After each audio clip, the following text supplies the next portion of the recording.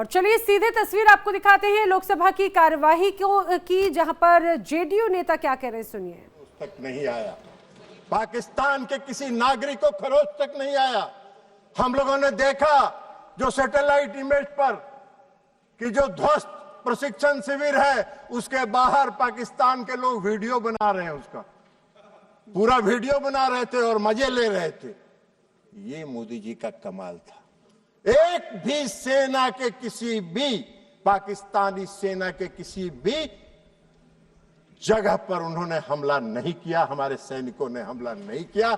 हमारा संकल्प था, मोदी जी का संकल्प था आतंकवाद के खिलाफ लड़ने का, और आतंकवादी प्रशिक्षण शिविर को उन्होंने टारगेट बनाने का काम।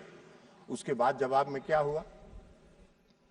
उसके जवाब में रिटेलिएशन में पाकिस्तान ने हमारे सैन्य ठिकानों पर, हमारे एयरबेस पर, हमारे नागरिक जगहों पर, नागरिक स्थलों पर, हमारे जम्मू एंड कश्मीर के यूनिवर्सिटीज पर हमला करने का प्रयास किया, गुरुद्वारे पर हमला करने का प्रयास किया, धार्मिक स्थलों पर हमला करने का प्रयास किया। हमारे देश में निर्मित रक्षा प्रणाली ने उनके जितने मिसाइल थे, हम सब लोगों ने, पूरे देश ने टीवी पर देखा। आप कितनों भाषण दे दीजिए, आपका कोई असर नहीं होने वाला है। पूरे देश ने देखा। सभापति महोदय, हम लोग दिवाली में बोतल में रॉकेट बम डालते हैं और रॉकेट बम में नीचे से आग लगाते थे और ऊपर जाके वो फटता था तो वो फुलझड़ी की तरह सब गिरता था। उसी तरह पाकिस्तान के जितने मिसाइल थे हवा में फुलझड़ी की तरह ध्वस्त हो गए। ये पूरे देश ने देखने का काम किया। आपको नहीं दिखता है, हम क्या करें? चश्मा लगा लीजिए, चश्मा बदल लीजिए, चश्मा लगा लीजिए, चश्मा बदल लीजिए, लेकिन आपको दिखा नहीं। पूरे देश ने देखा, पूरे देश में तब वाहवाही हो रही थी, तो आपको नहीं दिखता है। फुलझड़ी की तरह उड़ गया, कहीं कुछ नहीं, कोई नुकसान नहीं हुआ। पूछ रहे थे गृह रक्षा मंत्री, अरे रक्षा मंत्री जी का पूरा भाषण आप अगर ध्यान से सुनते तो रक्षा मंत्री जी ने बताया कि हमारा कोई हानि नहीं हुआ, हमारा कोई जहाज नहीं गिरा। आप फिर पूछ रहे हैं कितना जहाज गिरा था, कितना जहाज गिरा था, कितना जहाज गिरा था। अरे भाई, तो इसलिए सारे उनके मिसाइल को ध्वस्त कर दिया, हवा में ध्वस्त कर देने का काम किया उन्होंने। और उसके बाद जब भारत ने जवाब देना शुरू किया तो पाकिस्तान की पूरी रडार सिस्टम और रक्षा प्रणाली पर हमला करके उसको लाहौर और गुजरांवाला में सारे सिस्टम को हमारे देश की सेनाओं ने ध्वस्त कर दिया। पाकिस्तान का पूरा रडार और रक्षा प्रणाली ध्वस्त हो गया। उनके कमांड और कंट्रोल को ध्वस्त कर देने का काम किया। और 11 एयरबेस को हमारे वायुसेना ने 11 एयरबेस को ध्वस्त कर देने का काम किया। यह हमारी उपलब्धि थी। आपको दिखा नहीं ऑपरेशन सिंदूर की उपलब्धि, आपको दिखेगा भी नहीं। लेकिन पाकिस्तान भी चालाकी कर रहा था।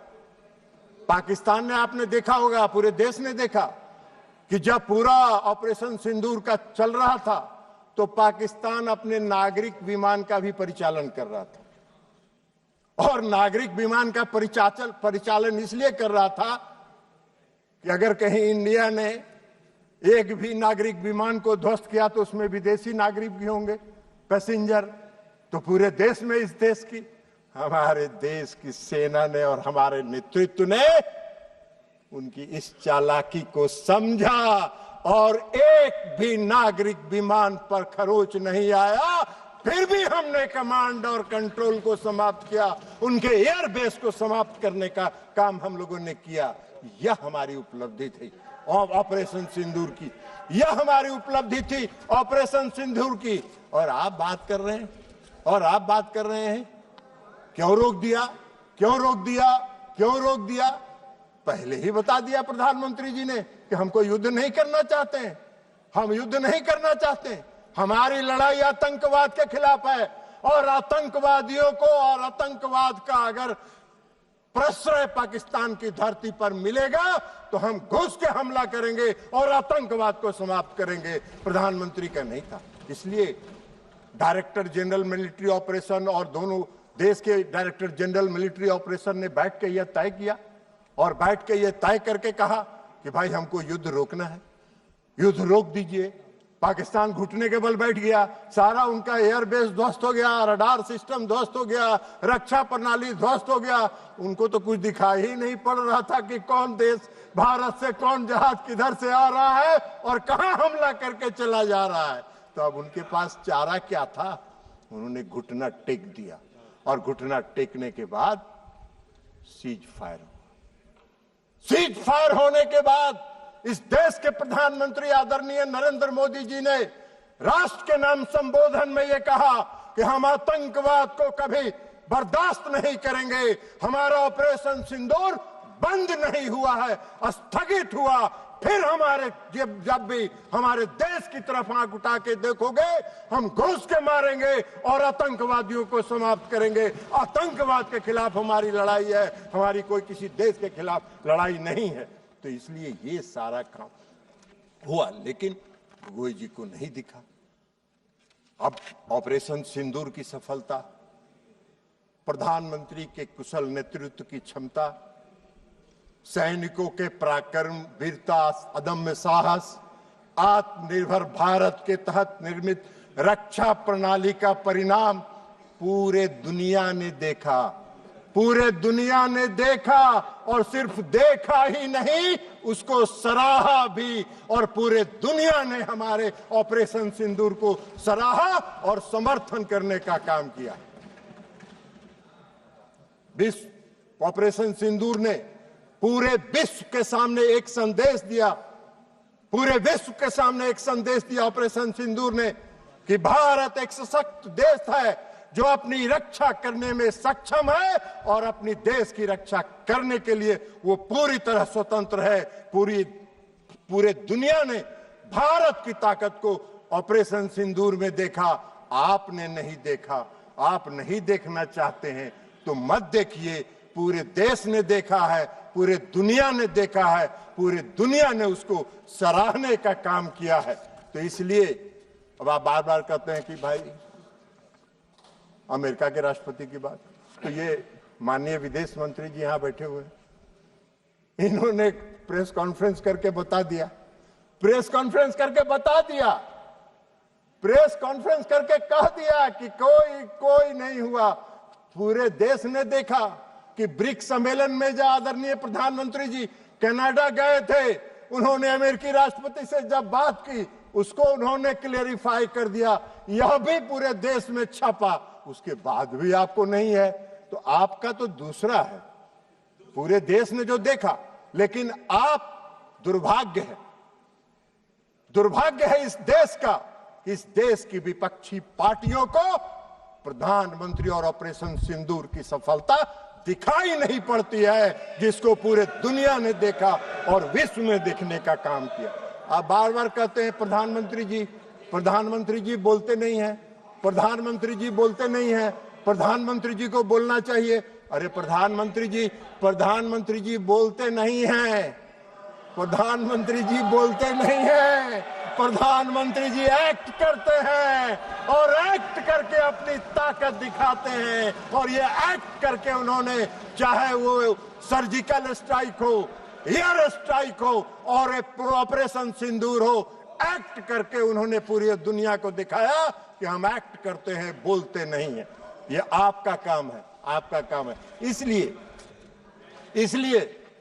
इसलिए सभापति महोदय जी कि इनके जो विपक्षी पार्टियां हैं और खास करके जो मुख्य विपक्षी पार्टी है, उसका आदर्श गॉवेल्स के बारे में नहीं जानते हैं? गॉवेल्स जो जर्मनी के एक कहावत है, और गॉवेल्स का कहावत भी पढ़ के आपको सुना देते हैं सभापति महोदय। नहीं, गॉवेल्स का जो थ्योरी है, एक झूठ को बार बार बोलने से वह सच हो जाता है।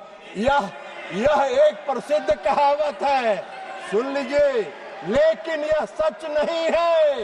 यह विचार जिसे गोवल की राजनीति या बड़ा झूठ कहा जाता है ना, कि प्रचार मंत्री जो उस पर विश्वास करें, यह ध्यान रखना महत्वपूर्ण है। यह ध्यान रखना महत्वपूर्ण है कि यह एक दुष्प्रचार रणनीति है, न कि सच्चाई। झूठ चाहे कितनी बार दोहराया जाए, सच नहीं बन जाता। आप बार बार दोहराते हैं। अमेरिका के राष्ट्रपति के दबाव में इन्होंने बंद किया, अमेरिका के राष्ट्रपति के दबाव में बंद किया। क्यों बंद किया? ये बार बार झूठ आपके बोलने से सच नहीं होगा। सच यही है कि भारत किसी के दबाव में नहीं आता है। भारत अपना निर्णय स्वयं करता है और भारत उसमें सक्षम है अपना निर्णय स्वयं करने में। तो इसलिए सभापति